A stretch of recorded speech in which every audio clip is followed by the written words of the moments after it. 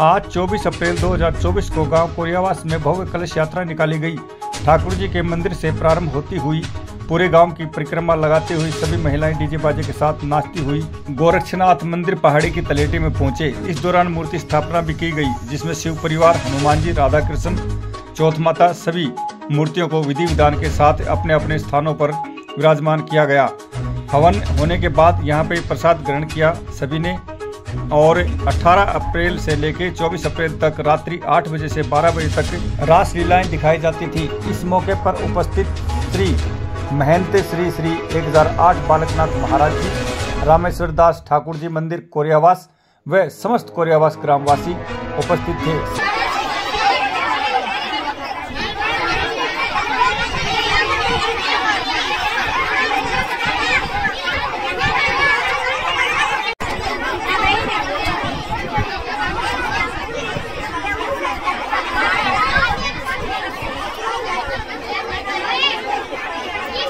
दैनिक time देखने वाले सभी दर्शकों को प्यार भरा नमस्कार। और जिस प्रकार से आज हम गांव कोरियावास में मंदिर की तलेटी के अंदर बने हुए हैं और यहाँ पे जिस प्रकार जैसे आपको ये महिलाएं नजर आ रही है, ये इसी कोरियावास गांव के बाबा श्याम जी के मंदिर से कलश यात्रा निकाल के यहाँ पे पहुँचे हैं। और जितनी महिला यहाँ 150-200 के करीब महिलाएं, पूरा गाँव इसमें एकत्रित होके इस यात्रा में सभी महिलाएं और पुरुष शामिल हुए हैं और सभी एक साथ यहाँ अपने अपने कलश को लेके वहाँ पूजा करती थी। उसके बाद यहाँ लेके आए हैं इस धूने पे और यहाँ पे जो बाबा विराजमान है इस स्थान पे बाबा हमारे साथ बने हैं और एक धूना ये सामने बना है, बाबा हमारे साथ बने हुए जो इस स्थान पे विराजमान है। तो बाबा से हम पूछेंगे ये कलश यात्रा इन्होंने क्यों निकाली और किस बारे में निकाली। बाबा जय श्री श्याम। जय श्री श्याम। सबसे पहले अपना परिचय दीजिएगा, आप अपने बारे में बताइएगा। मैं राजस्थान से हूँ, हिंगवा गद्दी नाथ शक्तिपीठ जी। मेरा नाम है बाबा बालकनाथ जी बालियोगी। मेरा कलश यात्रा और मूर्ति स्थापना का एक ही काम है, सनातन धर्म को आगे चलाना। सनातन धर्म को आगे चलाना। बताइए, तो अभी जो आपने ये कलश यात्रा इसी कोरियावास गांव के अंदर निकाली है, इसकी कितने दिन तक इसकी मतलब परिक्रमा वो चला यहाँ पे पाठ वगैरह, उसके बारे में हमने 18 तारीख से वृंदावन की अंतर्राष्ट्रीय लेवल की रासलीला का आयोजन किया गया। उसमें हमारे 4 दिन का प्राण प्रतिष्ठा का जो ठाकुर जी के मंदिर था, वहाँ से हमने इसका रथ यात्रा निकाली गई है। और मैं तो संदेश ये देना चाहता हूँ कि सनातन धर्म को आगे बढ़ाओ, पीछे की तरफ मत जाओ। आज के बच्चों में ऐसा कुछ रुझाव नहीं आ रहा है कि जो सनातन धर्म को आगे बढ़ाते जाएं। अब माता बहनें हैं, इनमें तो थोड़ा रुझान तो है, आजकल के मनुष्यों में तो कोई रुझान ही नहीं रहा। नहीं, रुझान काफी है और आपका आशीर्वाद इनके साथ है और प्रभु का आशीर्वाद है। हमने देखा गांव के अंदर काफी भीड़ थी और लगभग 1 किलोमीटर तक महिलाओं की लाइन लगी हुई थी, कतार में चल रही थी सभी 1 किलोमीटर। तो ये जो अपना स्थान है, इसको किस नाम से जाना जाता है? बाबा गोरखनाथ धाम, कोरियावास रोड, पहाड़ी के नजदीक जी। जैसे पीछे भी यहाँ पे एक भव्य प्रोग्राम हुआ था, वो आपके द्वारा हम यहाँ पे पहुंचे थे, हमारा भी सौभाग्य था जो यहाँ पहुंचे थे। इस प्रकार के प्रोग्राम आप आए दिन प्रतिदिन कोई ना कोई करते रहते हैं और ये सिर्फ एक धर्म को आगे बढ़ाने के लिए, सनातन धर्म को आगे बढ़ाने के लिए। तो आप अपने देशवासियों को क्या संदेश देना चाहेंगे इसके बारे में? मैं अपने देशवासियों से संदेश देना चाहता हूँ कि अपना जो धर्म है, हिंदू धर्म, सनातन धर्म, इसको आगे से आगे बढ़ाते जाओ। सब साथ दो, सब संतों का सम्मान करो, पंडित ब्राह्मणों गौओं की सेवा करो, इसी से हमारा देश का उद्धार होगा। जी, मैं करना चाहता हूँ। और साथ ही इससे बड़ा कोई धर्म नहीं है। जैसे महाराज जी ने बताया, ये हकीकत है कि जहाँ आपको धर्म करना चाहिए वहाँ धर्म करना चाहिए, क्योंकि मानव जीवन जो हमें मिलता है ये सिर्फ एक बार मिलता है। तो इसके अंदर हम जैसे कर्म करेंगे वैसा हमें फल मिलेगा उसका। तो एक और इसके बारे में हम पूछना चाहेंगे, जैसे कि यहाँ जो आप मूर्ति स्थापना कर रहे हैं, इसके अंदर कौन सी मूर्ति की स्थापना हो रही है? ये शिव भोले शंकर के पूरा परिवार है। उसमें शिव शंकर, भोलेनाथ जी, हनुमान जी, कार्तिक जी, गणेश जी, नंदी बाबा। फिर दूसरी मूर्ति का स्थापना करवाए हैं राधा कृष्ण जी की मूर्ति का। एक हमारी माता का, चौथ माता का, जो हमारी माता बहनें चौथ व्रत करती हैं अपने पति की लंबी आयु करने के लिए। तो वो मंदिर नहीं था इधर आजू बाजू, तो वो भी मैंने करवाया। अगर हम प्रसाद के बारे में बात करें तो पहले तो यहाँ पे मतलब कि मीठा प्रसाद था, बूंदी और सब्जी पूरी। आज क्या प्रसाद वितरण हो रहा है? आज का प्रसाद है बूंदी, पूरी और सब्जी। धन्यवाद। अनकुट। धन्यवाद। साथियों, जो महिलाएं कलश यात्रा के अंदर थी वो अभी यहाँ बैठी हैं और इनसे हम कुछ सवाल करेंगे कि इस कलश यात्रा में इन्हें कैसा महसूस हुआ। बताइएगा, आप इससे पहले कितनी कलश यात्रा भाग ले चुके हैं? 4 में। आपका नाम बताओ पहले। मीरा देवी। तो कलश यात्रा क्यों निकाली जाती है, इसके बारे में बताओ। आप 4 यात्रा आप कर चुके हैं, तो क्यों निकाली जाती है कलश यात्रा, ये बताओ। बताओ आप में से कोई, आप बताओ, आप बताएं क्यों निकाल जाती कलश यात्रा? मन लेकर का कार्य सीधे सी ना जब चढ़ाई सी। वो तो फिर कोई एक परिवार बोलता है, पूरा गांव एक साथ तो नहीं बोलता है, एक इकट्ठा होके कि हमारे पूरे गांव का ये कार्य सिद्ध हो तो हम आपकी यात्रा निकालेंगे या कोई प्रसाद वितरण करेंगे। एक परिवार अगर बोलता है तो वो अपनी तरफ से करवाता है। तो अभी जितनी महिलाएं 150-200 यहाँ पे मौजूद हैं, आपने भी देखा, आप साथ में थे। तो मेरा मकसद है कि इस यात्रा के बारे में, कलश यात्रा हम क्यों निकालते हैं? हाँ, कलश यात्रा निकाली जाती है हमारे परिवार में या हमारे गांव में या क्षेत्र में एक सुख शांति रहे, या कोई कार्यक्रम करते हैं, मूर्ति स्थापना करते हैं, तब निकाली जाती है। इसमें सभी महिलाएं एकत्रित होके अपने परिवार के लिए सुख शांति मानते हैं। क्यों? लेकिन जैसे आपने बताया, उसके अंदर एक परिवार होता है। अभी कुछ दूसरी महिला से हम यहाँ पूछते हैं। अभी हमारे साथ 2 महिलाएं और बनी है इसी कलश यात्रा के अंदर, इन्होंने भी अपना पार्टिसिपेट किया है। तो सबसे पहले बताओ, आप दोनों का नाता क्या है? बुआ भतीजी। हाँ। अच्छा, तो इससे पहले आप कितनी कलश यात्रा में भाग ले चुके हैं, बताइए? 5वीं से। और आप? दूसरी। आप दूसरी में। तो आपको मतलब कलश यात्रा करने के बाद कैसा महसूस हुआ? इससे कुछ घर में खूब सुख शांति मिला है घर में। घर में सुख शांति मिली? हाँ, खूब परिवार में, घर में सुख शांति मिला खूब। आपने 2 बार यात्रा की है। हाँ। तो आप भी बताइए इस बारे में। जी, बढ़िया लगे है, मतलब अच्छा मन खुश हो जाए है और घर में भी उन्नति को काम हो से। तो साथियों, हर महिला का एक ही सवाल कि कलश यात्रा में पहुंचने के बाद इनके परिवार में सुख शांति और एक अच्छा महसूस करती है, फील करती है। इसीलिए कम से कम लगभग ये मंदिर और आपका गांव जो कोरियावास है वो कितनी दूरी पे होगा यहाँ से वहाँ तक? कितनी?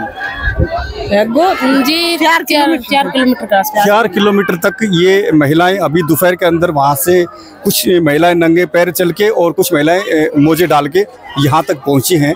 तो अभी आप देख लीजिएगा कि इसके अंदर कितनी शक्ति होती है, एक भावना से चलती है तब। तो आप देखते रहना, आगे की जो फुटेज है हम आपको दिखाएंगे यहाँ पे जो मूर्ति स्थापना है उसके बारे में। धन्यवाद।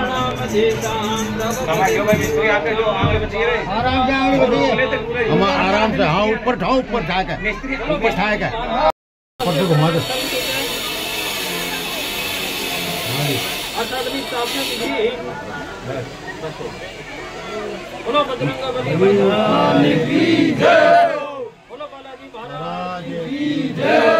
बोल पवन पुत्र हनुमान जी की, अंजनी के लाल की।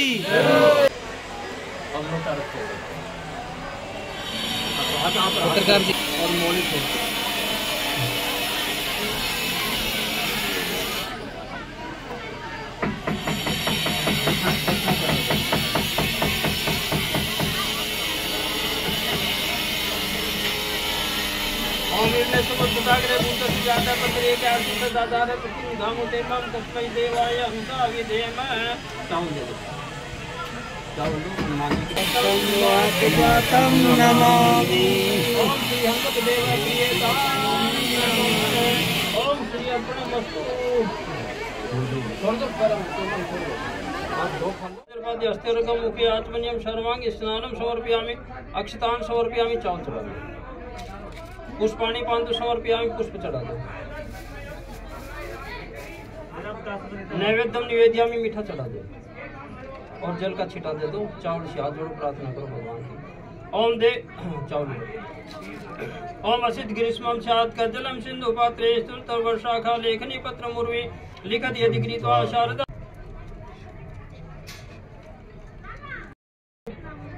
यजमान जी दक्षिणा चढ़ा दो। तो साथियों, हमारे साथ अभी कोरियावास गांव से एक महाराज जी बने हैं, वो अपने बारे में बताएंगे कि हाँ उन्हें कितना समय हुआ है। हमारे सामने बैठे हैं यहाँ पे। राधे राधे महाराज। राधे राधे, आपको बहुत बहुत धन्यवाद। मैं कोरियावास मंदिर ठाकुर जी, जो हरिदास जी के बहन जी है थे, उनके मंदिर में रहता हूँ और बाहुबली पीठ से बलदेवाचार्य जी का शिष्य हूँ और राजस्थान से भी बिलोंग करता हूँ और यहाँ कोरियावास रहता हूँ। महाराज जी, हम पूछना चाहेंगे जिस प्रकार से इस महाराज बाणे के अंदर जो होते हैं, आपने सफ़ेद वस्त्र धारण किया है और जैसे इन्होंने भगमा बाणा धारण किया है, तो इसके अंदर किस प्रकार के महाराज होते हैं? क्योंकि हम देखते हैं अलग अलग प्रकार के कपड़े भी धारण करते हैं, अलग अलग बताए जाते हैं, कुछ इनके पंथ होते हैं या जो भी है, इसके बारे में जरा खुल के विचार बताएंगे, इसके बारे में बताइए आप। देखो, हमारे 12.5 पंथ हैं और में सभी भाई को भाईचारा है और सभी भाई है। तुलसा जी के पान का कोई छोटा नहीं है, कोई बड़ा नहीं है। तुलसा जी का पत्ता होता है, वो तो पान ही है, वो नीचे से शिखा से लेकर के जड़ तक। और जैसे 4 पाई के 4 पाए होते हैं, उनमें एक अगर हम हटा लेंगे तो 3 शेष रहेंगे, पर 3 से 4 पाई नहीं रह जाती है, वो खटोली बन जाती है टूटी हुई।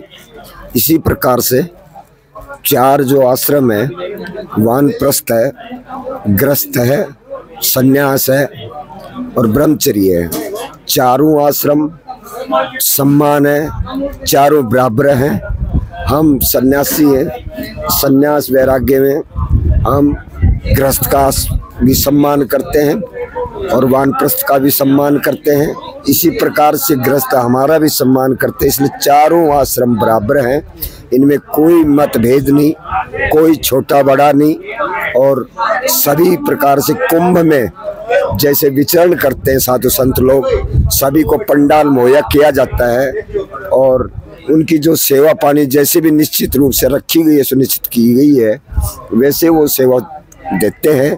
और हमारे कोरियावास में नाथ संप्रदाय के भी आश्रम हैं और वैष्णव संप्रदाय के भी आश्रम हैं, पर हम भाईचारे की तरह रहते हैं। कहा जाता है कि साधु महात्माओं के आशीर्वाद से एक पुण्य मिलता है, उनका आशीर्वाद प्राप्त होने के बाद एक अच्छा उसका जीवन व्यतीत होता है। तो उस आशीर्वाद के अंदर आपकी क्या दुआएं होती हैं, इसके बारे में बताइएगा।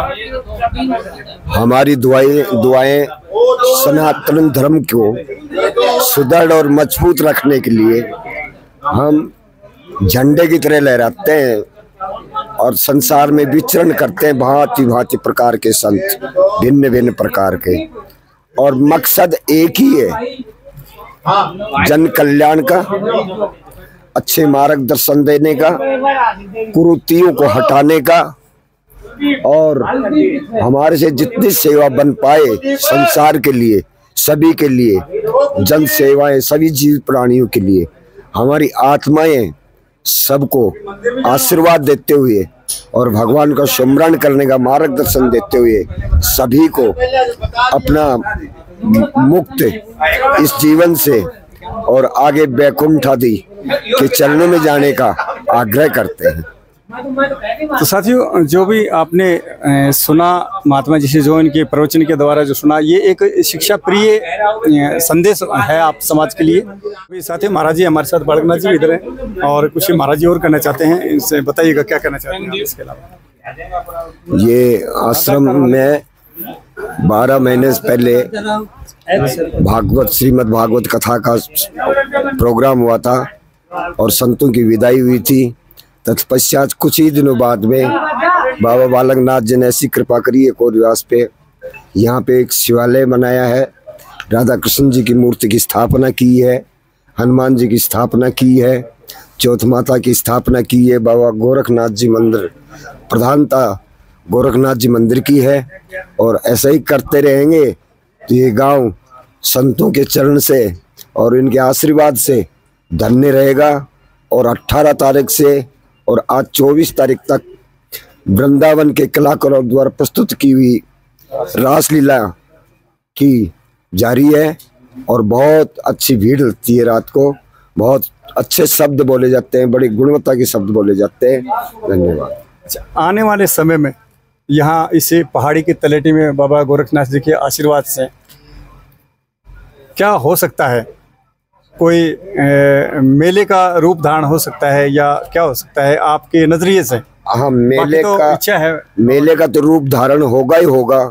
हमारे यहाँ मेडिकल कॉलेज की स्थापना की गई है और जल्दी ही ओपीटी चालू हो जाएगी और यहाँ मेडिकल कॉलेज के चारों तरफ मंदिरों की भी स्थापना जारी है ताकि उनको लोगों को अच्छा मार्गदर्शन मिले और बैठने के लिए स्थल मिले और भंडारे प्रसाद चलते रहे। लास्ट सवाल महाराज जी, कोरियावास गांव के अंदर कितने मंदिर हैं?